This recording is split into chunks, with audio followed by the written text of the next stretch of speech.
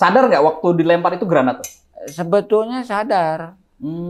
Kita sadar. Kaget juga, kaget. Hah? Kaget nggak waktu dilempar? Ternyata dilempar itu granat aktif yang kuncinya sudah tidak ada. Iya, gitu. nggak ada. Ininya. Nggak ada. Jadi saya udah nekat aja, udah pegang aja begini kan sampai jalan. Diserahkan kepada yang di pintu, karena yang masuk itu kan satu pintu 2 orang. Saya termasuk teman saya udah nggak ada semua. Sekarang tuh udah nggak ada semua. Udah mendahului semua. Udah mendahului semua.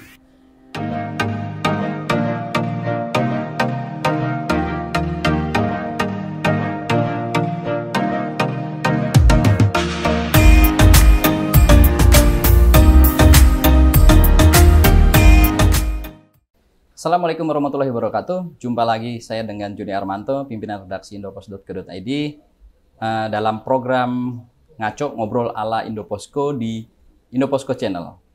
Kali ini temanya adalah terkait dengan kemerdekaan, hari ulang tahun kemerdekaan ke-77 tahun 2002, kemerdekaan Republik Indonesia.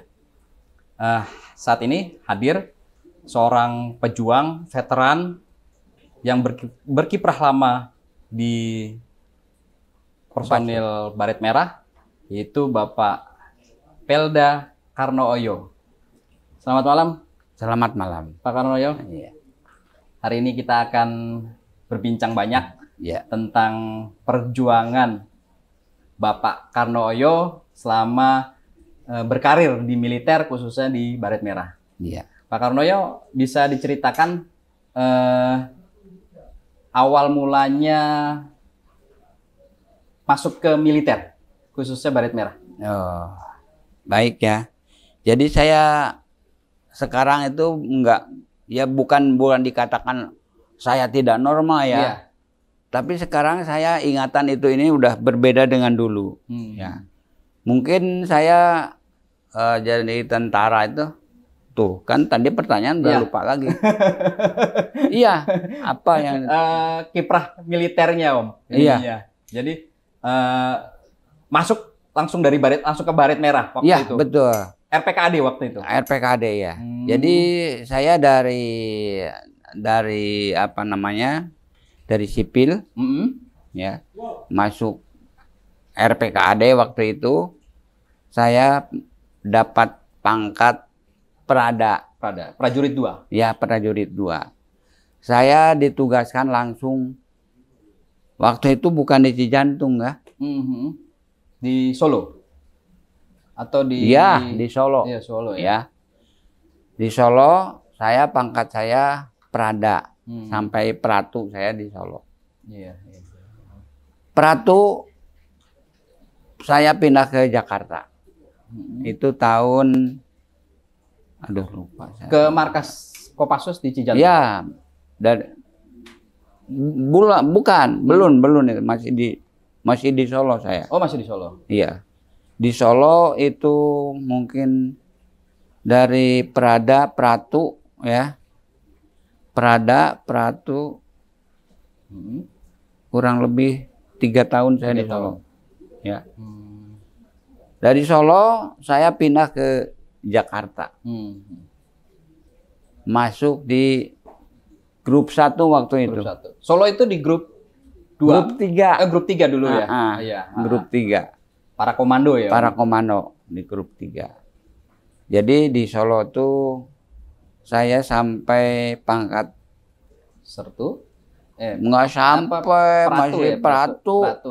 Itu Pratu pindah ke Jakarta.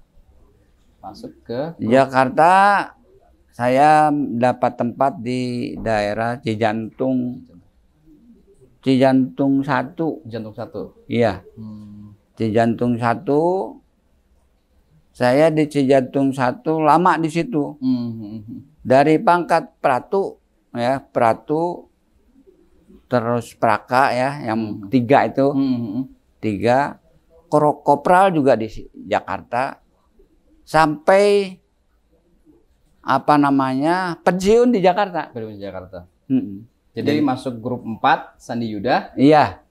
Sempat juga di detasemen 81. Sempat. Kopasanda dulu. Iya, itu terakhir saya di Detasmen 81. Satu anti teror itu. Anti teror, iya. Satuan 81 lah. Ini Iya. Kopassus lah itu. Kopassus. Dilihat dari wing-wingnya ini banyak banget nih Om di dada nih. Ada Jadi, apa aja Om ininya? Jadi alhamdulillah ya, ini kalau ini wing apa nama umum Komando. ini ya. Iya. Ini wing para. Ini wing komando nih. Nah, terus ini wing Legion Veteran. veteran. Terus Itu Gultor ya. iya Gultor. Gultor. Itu Terus kalau nggak ini salah itu veteran internasional ya Om ya. Ininya. ya itulah. Ininya. Nah, itu yang di kalungin. Nah, Medali apa ini Woila ya. Woila. Bintang Sakti. Waktu kemarin tugas di Timur-Timur, bukan di Timur-Timur. Di Bangkok. Di Bangkok. Iya, Bangkok. Thailand ya, di Thailand. Thailand, Jadi dapat wing ini. Medali. Medali ini. Sakti ya, bintang sakti. Jadi ini bintang sakti. Bintang sakti termasuknya. Oke. Nah, berbicara tentang bintang sakti, otomatis berbicara tentang sejarah Indonesia waktu itu menyelamatkan sandera pesawat Woila Garuda. Iya, iya. Tanggal 20 kejadian tanggal 28 Maret 1981. Iya. Jadi kejadiannya tuh ya sekarang saya lupa ya. Gitu ceritanya lupa.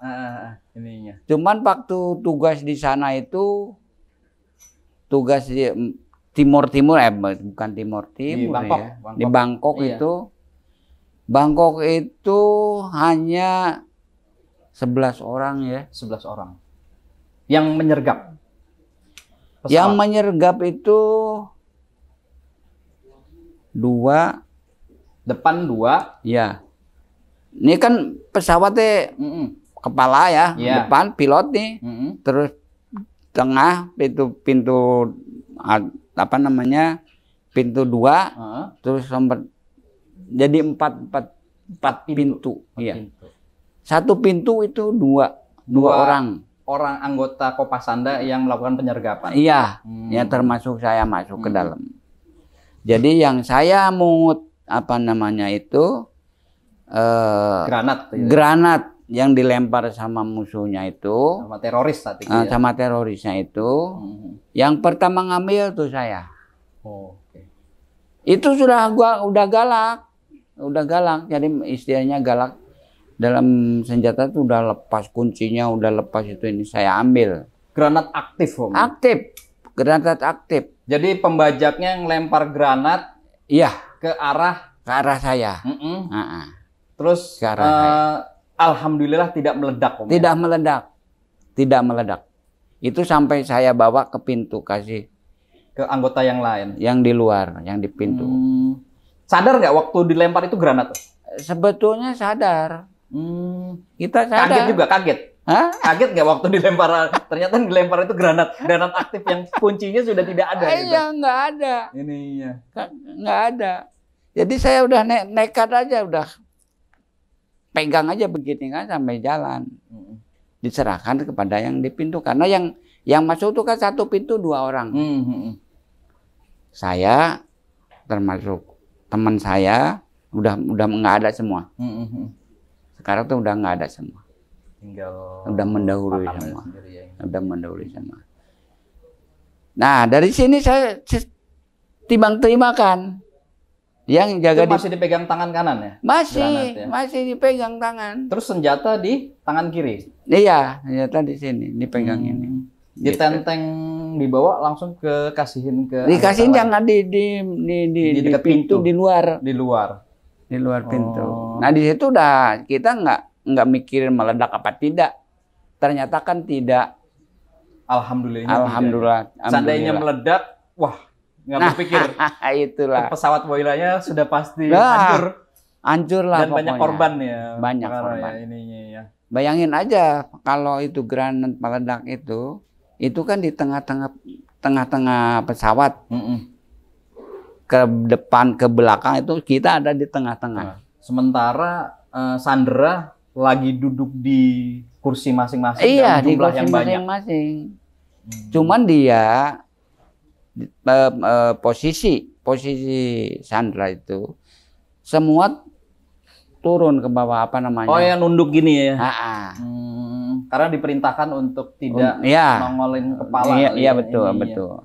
Hanya saya, ada anak kecil umur sekitar 3-4 tahun lah gitu kan. Itu gantel di saya. Oh. Anak meluk? Kecil. Iya. Cowok cewek? Cowok. Iya. Tiba-tiba meluk? Iya. Dan granat masih dipegang? Masih dipegang. Masih. Saya anterin ke sana, anak dibawa ke tempat orang tuanya. Jadi di tengah-tengah. Kan pesawat. Di lorong bangku ya? Pesawat yang kecil itu kan, ya yang dibajak itu kan pintunya tuh 2-3. 2-3, iya. Kan 2-3 itu. Kebetulan si anak itu duduk di deretan 3. Oh, deretan 3. Iya. Deretan 3 ini. Sebelah kiri, sebelah kanan, Om? Sebelah kanan. Sebelah kanan. Cuman dia pada waktu saya masuk ke dalam nomplok gitu loh. Tiba-tiba langsung nomplok? Iya, langsung nomplok. Nangis nggak anaknya? Enggak nangis. Enggak nangis. Karena orang tuanya apa namanya? Lagi tiarap gini. Turun dari bangkunya kan. Gitu. Turun ke bawah. Dan suasana waktu itu gelap? Lampu dimatikan? Lampu ini aja. Lampu emergensi? Emergensi. Jadi agak remang-remang gitu ya? Iya, remang-remang. Jadi saya ingat itu, setelah saya menyerahkan granat itu, anak serahkan ke orang tuanya di sini. Karena persis itu pintu, karena pintu darurat yang disebutnya, itu hanya sebelah yang dipakai. Oh, oke. Sebelah kiri aja. Jadi yang sebelah kanan semua yang di sayap itu ya, darurat itu ya. Pintu darurat itu. Pintu darurat yang ini juga ditutup, yang tengah juga ditutup, yang belakang juga ditutup. Jadi dihidupkan hanya satu apa namanya? Satu pintu aja. Satu pintu. Emergensi. Iya, emergensinya. Lama nggak anak kecil itu meluk waktu itu? Ya itu ya lumayan lah sampai saya menyerahkan granat itu masih pegangan. Itu ya. Masih megang. Terus sebelum menangkap, flashback lagi nih Pak Kaunoyo, sebelum menangkap granat, tentunya kan waktu itu pemerintah mengirim pasukan Kopasanda yang sekarang Kopassus untuk terjun dalam proses pembebasan Sandra di Bangkok, Thailand. Waktu itu sempat latihan tembakan sebelum diberangkatkan ke Thailand. Ini ya? Kalau tembakan itu hanya mengenal senjata. Hanya mengenal senjata. Senjata jenis apa, Pak Konoyo? Senjata itu kan waktu itu masih senjata baru ya. Disebutnya MP5 tuh ya, MP5. MP5 yang Jerman, buatan Jerman. Buatan Jerman. Juga pelurunya juga masih benar-benar asli gitu kan. Jadi nggak pakai peluru sembarangan lah gitu yang dipakai itu. Benar-benar baru semua ya? Iya, baru semua. Padahal dari basis kita sudah membawa AK. Oh, dari Cijantung sudah membawa AK? Iya, persiapan senjata AK. Dan waktu itu AK-47 masih standarnya Kopasanda ya? Masih dipakai. Jadi kecuali yang di bawah, pemanan yang di bawah ya. Kalau yang masuk di pesawat waktu itu MP5. Semua udah MP5. Oh, senapan serbu. Senapan serbu. Jadi itu juga kalau nggak salah peluru itu terbatas. Oh, terbatas. Iya. Peluru itu terbatas. Dikasih berapa peluru? Kalau nggak salah 5 lah. 5? Di bawah 5 lah. Oh, nggak banyak ya? Nggak banyak. Berarti hanya satu magazin aja? Iya. Tidak ada magazin cadangan? Nggak ada. Jadi alhamdulillah. Jadi yang keluar pun dari anggota itu nggak banyak. Ada nggak pernah merasakan menembak nggak? Waktu penyergapan. Penyergapan tuh. Nggak perlu mengeluarkan banyak peluru. Iya, enggak. Jadi tembakan tuh hanya itu aja. Misalnya begitu masuk, tembak gitu kan. Tembak kemana? Paling 2. Buat kejutan aja. Iya, kejutan aja. Paling 2 peluru gitu. Jadi kalau misalnya dikasih 5 satu orang, itu ada yang nggak nembak. Oh, sama sekali tidak mengeluarkan peluru. Nggak nembak, iya. Di antara penyergap itu Iya, tidak iya. ada yang dari Kopasanda, tidak ada. Ada yang tidak mengeluarkan peluru. Ada, ada. Jadi yang mengeluarkan peluru itu terutama yang di belakang ya, yang di belakang. Karena itu yang di belakang terhambatnya itu pembukaan pintu. Oh, macet. Nah, jadi pintu itu kan yang namanya pintu darurat ya. Kalau kira kita kurang hafalnya itu pintu, yang ini sudah rame misalnya yang di belakang itu belum buka full. Oh, gitu loh. Jadi hanya kebuka setengah atau sedikit gitu. Jadi bukanya kan, jadi istilahnya asalnya gini kan, bukanya kan ke atas gini. Gitu. Oh, tapi sebelum penyergapan sudah latihan dengan pesawat latihan. Berapa sering latihan? Itu latihannya itu hanya 2-3 kali. 2-3 kali. Itu juga bukan di basis. Sudah di Bangkok. Iya. Oh, tidak di Halim atau di Tidak, Jakarta? Tidak. Ya? Oh, gitu. Udah di sana. Jadi begitu diberangkatkan dari Halim, kemudian ke Bangkok, di situ latihan penyergapan dengan pesawat. Masih latihan di sana. Latihan. Kan istilahnya apa, pesawat yang dibajak dengan kita tempat turun itu jauh sekali bedanya tempatnya. Oh, tempatnya. Oh, lokasi pesawat base-nya yang mendarat dari pasukan Kopasanda dengan pasukan yang dibajak itu jauh. Jauh. Proses dari ke sana pakai kendaraan untuk ke lokasi pesawat yang dibajak. Iya. Oh. Iya. Jadi misalnya pesawat yang dibajak misalnya di daerah sini ya. Jadi kita ke belakang kira-kira mungkin 0,5 kilo. 0,5 kilo ya. Iya. Pakai 1 mobil apa 2 mobil Om untuk menuju ke itu kalau yang mau penyerangan ya, hanya kita kan di drop doang di sana. Tapi dari pengedropan di sana ke tempat penyerangan pembajak itu jalan kaki. Oh, jalan kaki. Iya. Saya pikir pakai mobil. Enggak. Itu jalan kaki ngendap-ngendap. Ya jalan biasa tapi kan mau jauh gitu kan. Dalam posisi gelap. Gelap. Iya. Boleh tahu waktu itu seragam apa yang digunakan, kemudian bawa apa aja dalam proses penyergapan? Kalau seragam pakaian yang dipakai aja ya. Iya. Jadi pakaian PDL loreng baret merah. Baret merah. Darah mengalir itu ya. Darah mengalir itu udah siap di sana makainya. Jadi persiapannya itu ya istilahnya udah dipersiapkan, ini pakaiannya ini. Yang dibawa tuh ini gitu. Iya. Apa aja Om? Pakai seragam, terus megang senjata bawa MP5. Senjata aja. Senjata aja. Ransel pun nggak bawa, nggak pakai. Katanya pakai baju anti peluru juga? Pakai. Ininya. Pakai baju anti peluru.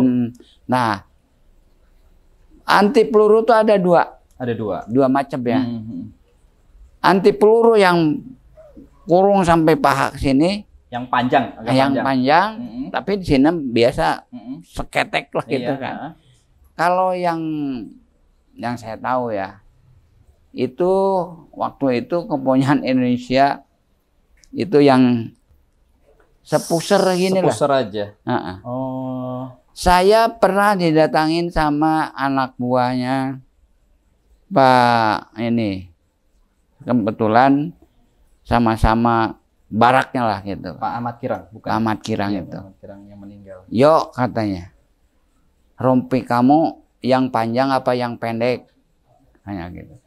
Kalau Pak Kirang itu kan orangnya keren ya. Keren, pakaian press terus gitu kan. Emang badannya agak ramping almarhum. Emang kenapa Pak? Itu udah mau pada istirahat. Saya aja udah tiduran lah gitu. Malam, kan. posisi malam waktu itu. Malam, iya. Seperti besok mau Penyergapan. Saya bilang dapatnya yang punya kita, Pak. Saya bilang gitu. Aduh, katanya punya saya terlalu gombor gitu. Tukerlah katanya itu bilang. Ya silakan aja saya bilang. Saya sudah tiduran kan. Itu udah di kolong bangku itu. Diambil sendiri, ditukar. Oh. Diambil sendiri parkiran. Nuker sendiri. Nuker sendiri. Jadi udah gitu, dalam pemakaiannya itu ya begitulah. Berarti Pak Karnoyo pakai rompi anti peluru punyanya Pak Ahmad Kirang. Iya. Pak Ahmad Kirang pakai rompi yang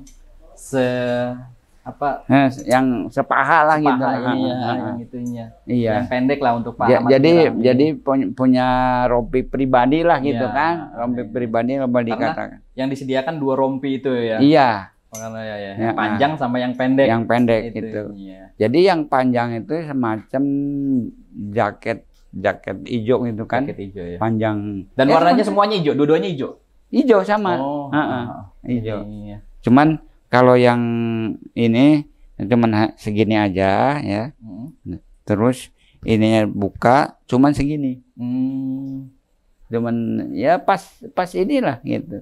Tapi kalau yang ditukar kepunyaan almarhum panjang sampai ke sini. Sampai sini. Sampai kayak jaket. Dan Pak Karnoyo waktu penyergapan pakai yang itu. Pakai yang panjang. Iya, pakai yang gede, penukaran dari almarhum. Iya. Geraknya gimana Pak Karnoyo? Terbatas nggak dengan yang panjang? Enggak ya, masih tetap enak juga dipakai. Enak juga. Terus enak juga. Selain rompi anti peluru, pakai apa lagi? Goggle night untuk infrared? Pakai juga. Ada juga, tapi semua pasukan penyergap pakai? Enggak semua. Jadi bagaimana posisi? Bagaimana posisinya di mana gitu kan? Kamu pakai ini misalnya, pakai ini juga, pakai gitu. Pak Karnoyo pakai? Saya pakai. Terus topi pakai baja atau topi itu pakai topi, tahu nggak topi lebar? Topi rimba. Topi lebar. Topi kain. Ada ininya lebar gitu. Pakai topi itu. Iya. Baju yang segini. Dulu kan baju panjang tangan tuh hanya segini. Nggak sampai ke bawah gini ya? Jadi nggak ada sampai sini. Jadi kayak gini, tapi tangan. Kenapa bajunya harus gini? Pak Karnoyo? Ya itu. Fungsinya apa? Nggak tahu aja kayaknya. Sebetulnya ya ada ininya juga sih. Jadi nggak begitu banyak gerakan mengenai pakaian lah gitu kan. Jadi baju tuh kalau dulu baju doreng terutama tangannya cuma segini, gantung gitu ya. Iya, tangannya tuh jadi setengah siku lah gitu. Terus apa lagi? Sangkur, pisau belati? Sangkur pakai. Iya. Sangkur pakai. Pisau komando yang biasa dipakai oleh. Iya, yang biasa dipakai. Gitu. Ada yang bawa pistol saat itu? Selain senapan MP5? Kalau yang penyerangan itu nggak ada. Nggak ada ya? Nggak ada. Kecuali yang jaga di bagian di bawah lah gitu kan. Itu bawa pistol. Kalau yang penyerangan itu nggak ada yang ini. Yang bawa senjata double gitu kan. Nggak ada ya? Cuma satu senjata Satu MP. Itu aja. Dan itu ada teropongnya lagi senjatanya? Senjata tanpa teropong atau? Tanpa teropong. Tanpa teropong. Sebelum proses penyergapan sempat istirahat dulu nggak Pak Karnoyo? Untuk pasukan? Waktu itu penyergapan. Iya, misalnya datang sore ya. Sore. Dari Jakarta tiba di Bangkok sore. Ya, misalnya sore ya itu. Tapi kan kita udah ada 2-3 hari di sana kan. Udah. Tapi pendekatan ke sasaran itu ya istilahnya terbatas lah gitu. Jauh dari sasaran tuh jauh. Oh. Mungkin 1 kilo ada 1 kilo. Itu jalan kaki yang tadi dijelaskan oleh Pak Karnoyo ya. Iya. Kira-kira jam berapa waktu itu? Ya. Proses penyergapan jam berapa Pak Karnoyo? Jalan kaki. Oh, ya tengah malam. Tengah malam. Kira-kira. Setelah sempat tidur dulu pasukan? Kalau mau penyerapan nggak tidur pada saat menghadapi itu. Jadi hanya ya gimana lah, hanya tiduran aja, nggak ada yang tidur ayam gitu ya. Meremin mata doang itu ya. Yang tidur lalap itu nggak ada. Terus tiba-tiba penyergapan langsung diinformasikan ke pasukan saat itu. Jadi penyergapan tuh kan pasukan siap nih ya.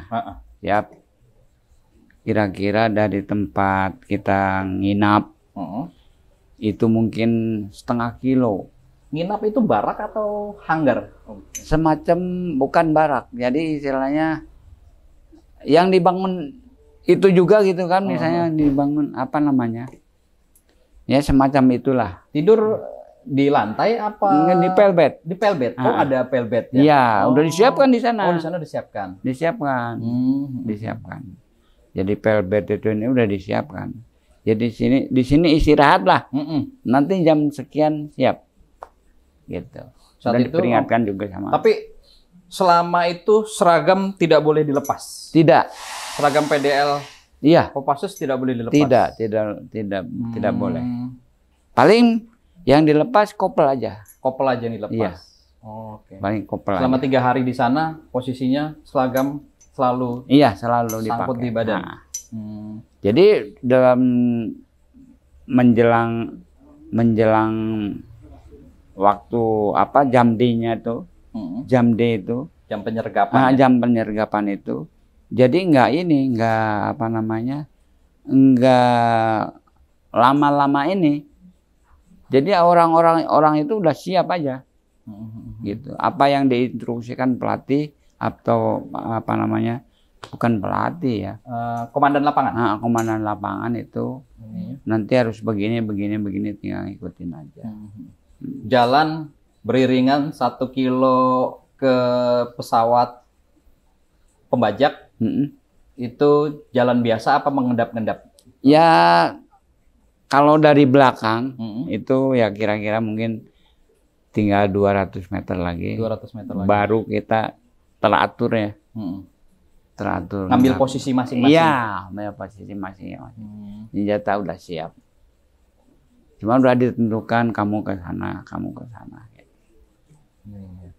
Pak Karnoyo saat itu perlu bantuan alat lain untuk bisa masuk ke pesawat, misalnya tangga atau? Kalau saya masuk di pesawat di situ, karena sudah ada yang mempersiapkan. Oh, ada yang mempersiapkan. Jadi udah ada yang mempersiapkan tangga itu ini. Kita tinggal masuk, sergap, langsung masuk aja gitu, masuk ke dalam. Kira-kira jam berapa tuh Pak Karnoyo? Kira-kira ya subuh lah. Subuhan ya. Subuh. Jadi perkiraan pembajak ama itu loh udah lagi tidur nyenyak semua ya. Iya. Ininya. Jadi untuk proses penyergapan bisa memudahkan. Iya. Sempat buang begitu masuk, apa yang dilakukan Om? Pintu kebuka, bisa buka pintu, terus prosesnya seperti apa? Biar kita bisa tahu proses penyergapan. Jadi penyergapan di dalamnya nanti. Nah, jadi pintu kita buka. Jadi yang buka pintu kita. Proses waktu latihan dengan waktu penyergapan sama? Sama ya, jadi tidak mengalangi menjadi hambatan jadi, ya? Buka pintu, begini, sama. Jadi mudah waktu masuk ke dalam pesawat?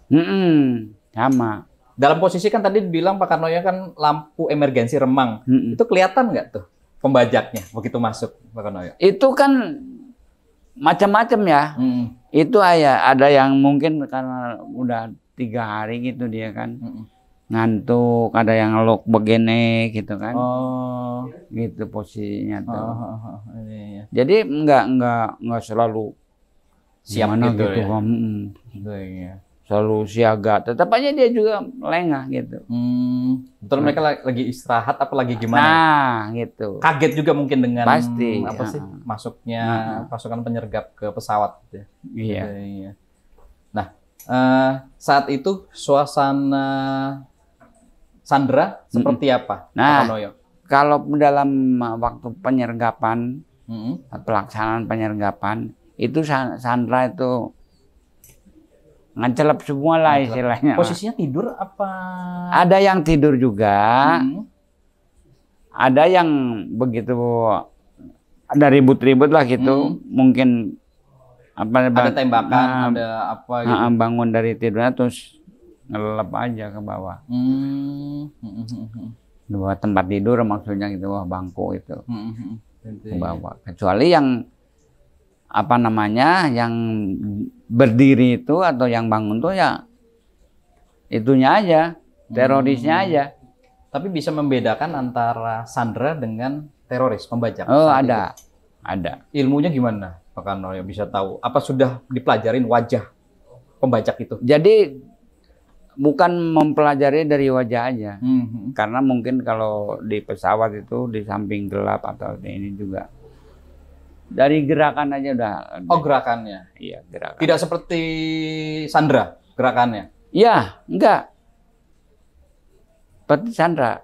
Kalau misalnya sandera ada kejadian gawat misalnya, yang tidur misalnya atau yang ini langsung dia bangun ke bawah. Ke bawah. Kalau pembajak kan tidak. Langsung reaksi melakukan dia perlawanan. Gitu.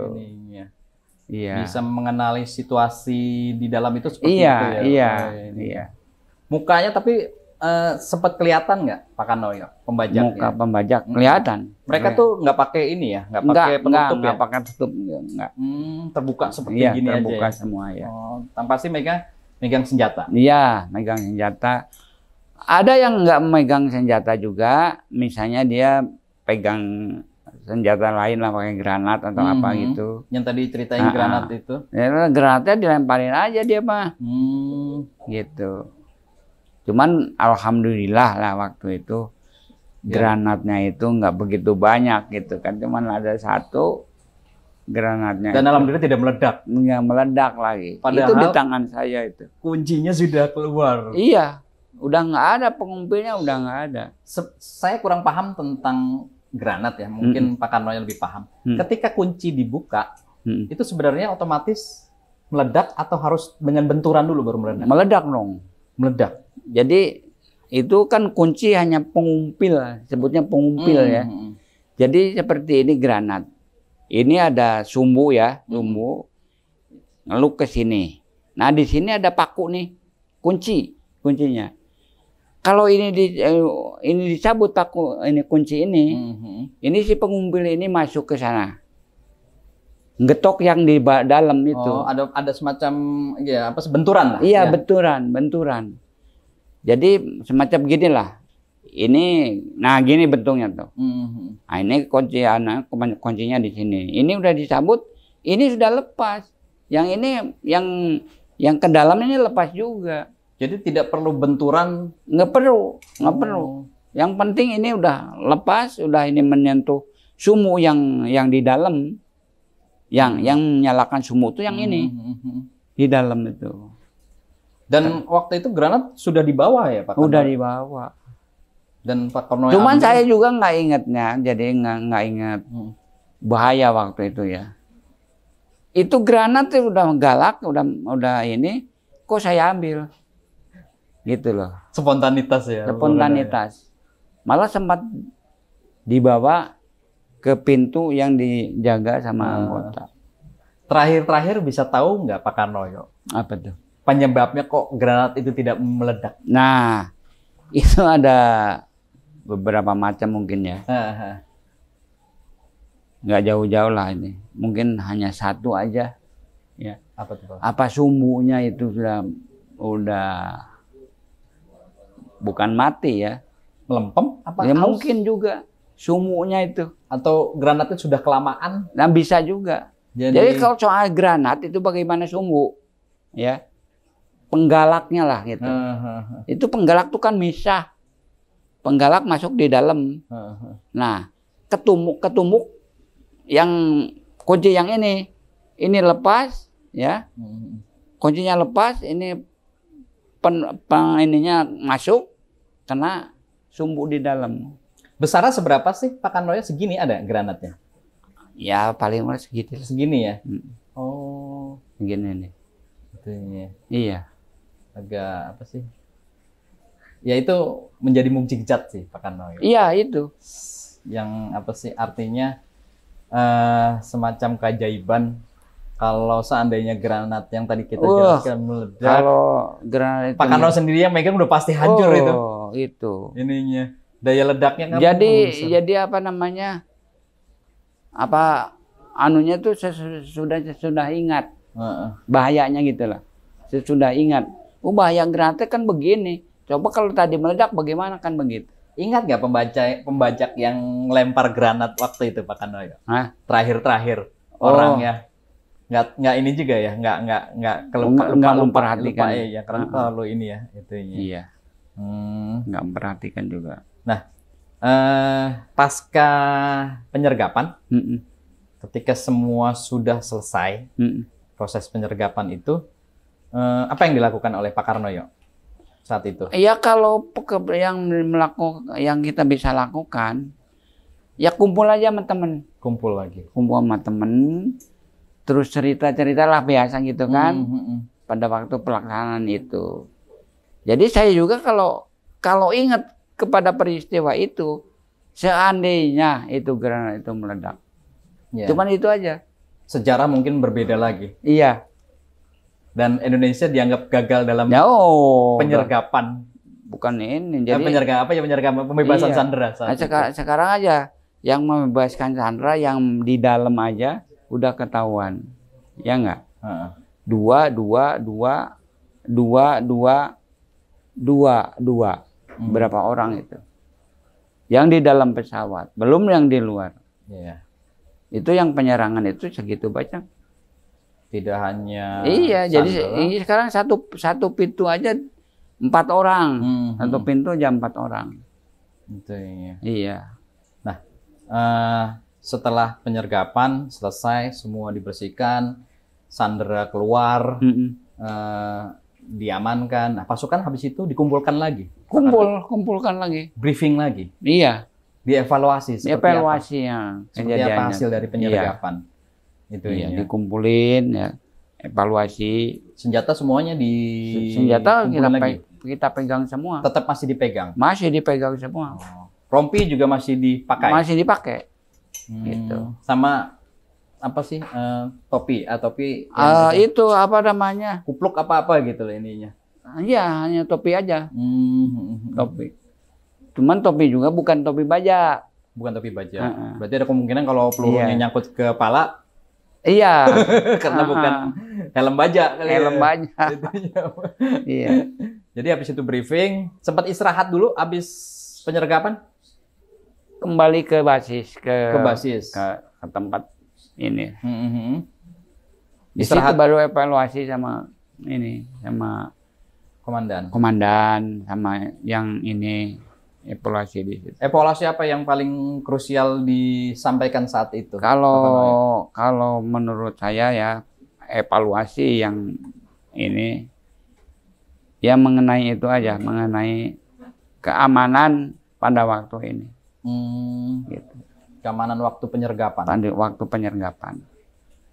Soalnya kalau kejadian itu kan ada juga senjata makan tuan lah istilahnya. Jadi bisa nembak antar kawan saat itu. Bisa jadi kejadian. Bisa banget. Karena suasana remang-remang. Iya. Di dalam pesawat kan enggak terang seperti biasa ya. hanya remang-remang aja gitu di dalam pesawat. Dan peluru itu juga ya bisa jadi nggak bertuan juga ketika nggak bertuan, iya. Suasananya seperti itu. Oh iya. Ini yang paling ini kan sempat tidur habis ini berapa jam? Ya pulang ke barak, ya deh ya ke tempat tadi ya. Basis ke basis. Ya di situ kita bisa istirahat sebentar gitu ya, bukan istirahat begitu masuk tidur bleksek gitu, nggak bisa. Jadi bayangan-bayangan yang tadi terjadi itu tetap ada terbayang, teringat tentang granat itu yang alhamdulillah tidak meledak, tidak meledak. Gitu, sampai saat ini granatnya nggak tahu di mana ya. Nggak tahu di mana. Itu bisa jadi saksi bisu sejarah Indonesia. Cuman granat itu asal muasalnya tuh dari manalah ini juga gitu. Ada yang diselundupkan untuk para pembajak saat itu. Iya, dari pembajaknya. Jadi sekedar diinformasikan viewer bahwa saat itu korban 2 ya Pak Karno ya. Iya. Satu kapten pilot Herman Rante. Iya. Dan satu lagi almarhum Pak Ahmad Girang. Ahmad Girang. Ini itu di bawah. Capak Ahmad Girang. Iya. Jadi beliau itu mau keluar disikat yang dari luar. Dari luar ya. Ininya. Karena situasi saat itu emang susah diprediksi kali ya. Iya. Yang diharapkan terorisnya atau pembajaknya itu lengah, tapi ternyata siap untuk melakukan penembakan saat itu. Jadi dari antara tengah dengan depan itu sudah bisa kita kuasai, tapi yang di sini karena terlambat masuk, bergerak dia pembajaknya. Dan kebetulan pembajaknya bawa pistol, bawa senjata. Iya. Pistol. Oke, gitu aja. Terima kasih Pak Karnoyo. Alhamdulillah. Ya, bisa menceritakan kisah sejarah Indonesia tentang pembebasan sandera di pesawat Waila tahun 1981 di Bangkok, Thailand. Ini sejarah kesuksesan Indonesia dalam operasi pembebasan sandera. Jadi catatan sejarah dunia bahkan Indonesia. Jadi nggak boleh dilupakan. Jadi mungkin kalau saya tidak menderita sakit ya seperti sekarang ini, itu bisa dari awal kita mudah bisa membayangkan lah untuk yang disampaikan itu. Ya karena ini kalau menurut saya banyak yang kekurangannya mungkin karena ingatan, karena mungkin penyampaiannya saya kurang pas gitu kan. Gitu. Tapi alhamdulillah sih dengan umur Pak Karnoyo sekarang masih bisa menceritakan sejarah kepada kita. Terima kasih Pak Karnoyo. Iya, terima kasih. Alhamdulillah atas obrolan santai kita. Oke, gitu aja viewer. Terima kasih banyak atas tontonan tentang operasi penyergapan pembajakan pesawat Waila di tahun 1981. Terus subscribe, like, and comment di channel kita sehingga kita akan selalu memberikan konten-konten yang menarik. Wassalamualaikum warahmatullahi wabarakatuh. Waalaikumsalam warahmatullahi wabarakatuh. Terima kasih, Karnoyo. Alhamdulillah. Ya, Dirgahayu Republik Indonesia ke-77 Merdeka.